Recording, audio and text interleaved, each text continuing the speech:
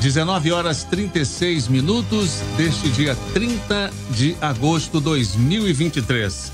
E que alegria estarmos juntos mais uma vez aqui pela Rádio Manaim, pela TV Manaim, pelo satélite, também pelo canal oficial da Igreja Cristã Maranata no YouTube. Estamos dando início a mais uma edição do nosso pré-culto. Pré-culto é quanto o pastor que conduzirá o culto da noite hoje, no caso o culto das senhoras, ele passa aqui nos estúdios e bate um papo conosco. Vamos bater um papo com o nosso querido pastor. Antes, a gente quer perguntar a você se você já está inscrito no canal oficial da Igreja Cristã Maranata no YouTube. Ainda não?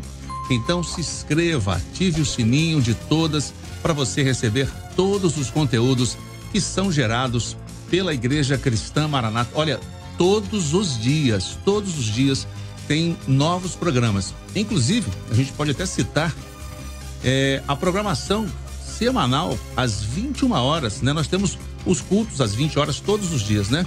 E agora nós temos uma programação fechada 21 horas de segunda a sexta-feira. Deixa eu ver se eu tô bom de memória. Segunda-feira nós temos o Ligue 0800. Na terça-feira, 21 horas, temos o Momento da Doutrina. Na quarta-feira, de pastor para pastor. Na quinta-feira tem um programa para os jovens, né, nos dias da minha mocidade. E na sexta-feira nós temos o programa Anunciando o Evangelho Eterno. Inclusive na sexta-feira já começa antes. 19h30 tem o programa Família, um projeto de Deus. Então, fora os outros programas, né, que temos na grade de programação, né, os cultos, pré-cultos, escola bíblica dominical, são muitos os conteúdos gerados pela Igreja Cristã Maranata. Amém? Então agora vamos cumprimentar os nossos queridos pastores que está aqui conosco. Nosso querido pastor Josias Júnior está conosco aqui para nos ajudar hoje no nosso pré-culto. Pastor Josias Júnior, a paz do Senhor Jesus, querido. Paz do Senhor Elias, a paz do Senhor para você que nos acompanha, para você que está sempre ligado na programação da Rádio Manaim.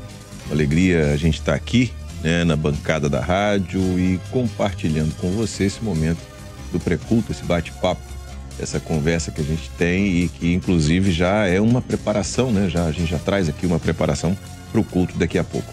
Amém. E eu tô bem de memória, pastor? Tá ótimo de memória, tá melhor que eu. Programação, né? Programação fechada todos os dias, 21 horas.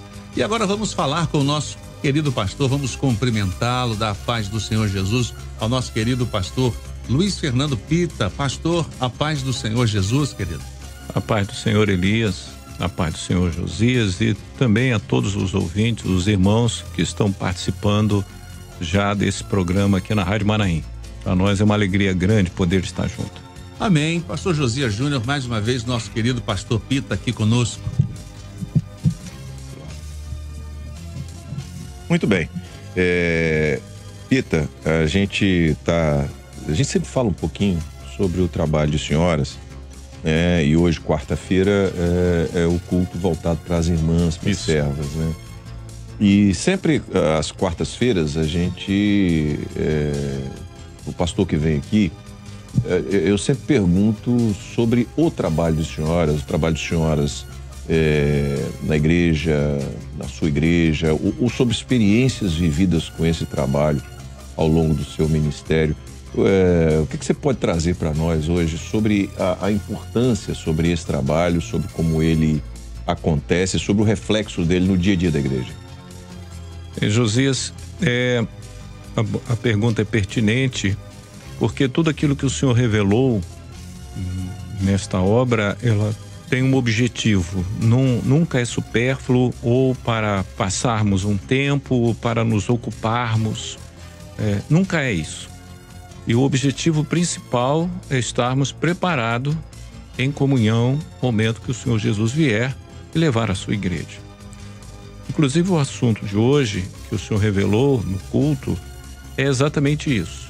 É o trabalho das irmãs como um preparo para elas, como um subsídio para elas estarem preparadas ao colocar em prática esse trabalho, estarem preparadas para quando o Senhor vier levar a sua igreja.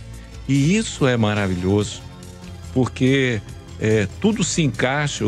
Nós podíamos falar do benefício desse trabalho, uma assistência que as irmãs dão, as orações. Amadeu sempre gosta, de falar que as servas oram, e oram mesmo. Você quer que algo, né, importante seja levado diante do Senhor, peça às irmãs para orar.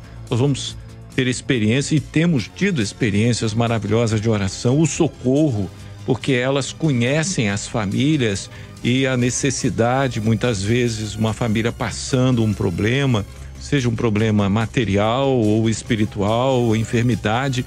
Então, só isso seria suficiente dentro da igreja.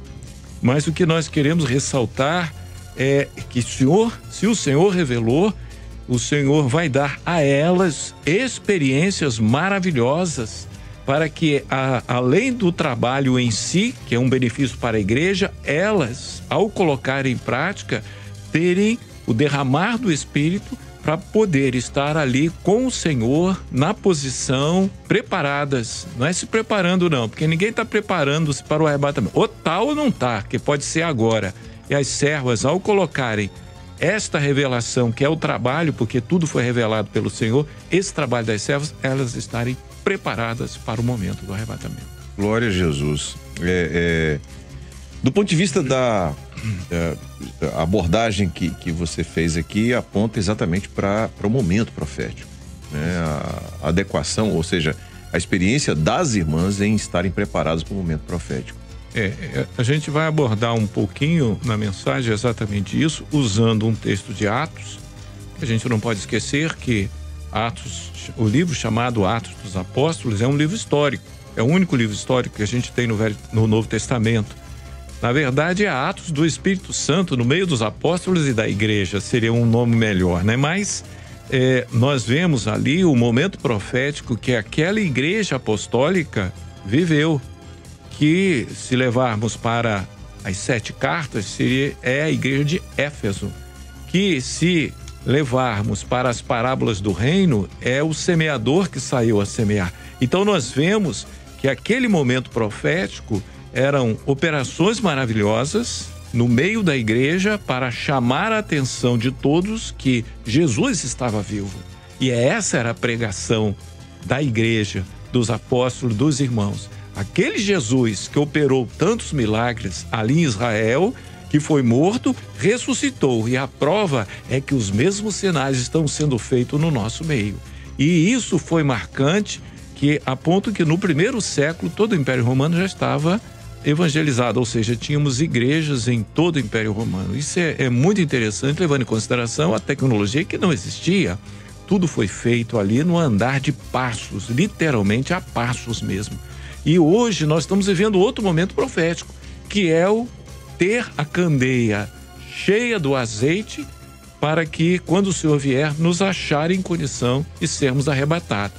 Então, esse momento profético é importante. Nós estamos com a mesma doutrina, o mesmo Deus, as mesmas operações que o Senhor fez no passado, faz hoje, só que a ênfase é o arrebatamento da igreja. E vemos como o Senhor usa a sua igreja, e no caso as servas, para elas, particularmente as que se dedicam, terem a condição de estar preparadas, e para a igreja receber uma bênção de ter também condição de viver esse preparo maravilhoso. Bom, você já fez aí um resumo, né, do que você vai abordar, né, na condução do culto, da palavra. Mas qual texto que você vai utilizar? Porque as irmãs já vão preparando, abrindo o texto, né? Os irmãos que vão acompanhar o culto. Nós vamos usar o texto de Atos, como nós falamos, né? Que fala de Dorcas, né? Tabita ou Dorcas, né? O nome tem o mesmo significado, Atos 9, do versículo 40 ao 42. Nós vamos falar exatamente de uma serva que era dedicada a um serviço de socorro, de amparo, mas que teve uma experiência particular, e nós vamos jogar essa experiência no sentido profético. A palavra nos fala que Dorcas teve uma enfermidade, uma crise ali, um mal súbito, e veio a morte. Mas se nós pegarmos o texto e nós olharmos no sentido profético, nós podemos encaixar, e as irmãs podem colocar aquilo ali em prática. A morte ali no sentido profético é o clamor pelo sangue de Jesus, não viver só da experiência que foi vivida da salvação, porque quando nós clamamos, o clamor é um ciclo que nós fazemos constantemente, porque quando morremos, ressuscitamos para a vida eterna, e o clamor não pode faltar na vida do servo. Quando ela é levada, é lavada e levada para um lugar alto ali em Jope, na igreja, fala da santificação e fala de estar na comunhão, fala do ministério, fala de Pedro, que é chamado, Pedro ora em nome do Senhor, estende a mão, o trabalho conjunto das irmãs junto com a igreja, que o ministério faz essa interlocução maravilhosa quando o pastor está na direção do Senhor e vivendo essa bênção também. E depois o resultado é a quantidade de pessoas que foram salvas pelo ato maravilhoso que Dorcas viveu. Então, no sentido profético, se as servas viverem essas experiências, o resultado será maravilhoso, salvando vidas, sim, porque a salvação é importantíssima, mas a manutenção dessa salvação em condições de, se o Senhor vier, estar preparada para o arrebatamento. Não só ela, mas o resultado desse trabalho no meio da igreja. Glória a Jesus. Então a mensagem do momento quando eu digo mensagem, não só de hoje, mas a mensagem da igreja, e sempre o pastor Gideuti tem voltado a essa expressão, utiliza muito essa expressão, a última mensagem. Sim. Então essa mensagem, essa última mensagem para essa hora é exatamente o preparo para o arrebatamento.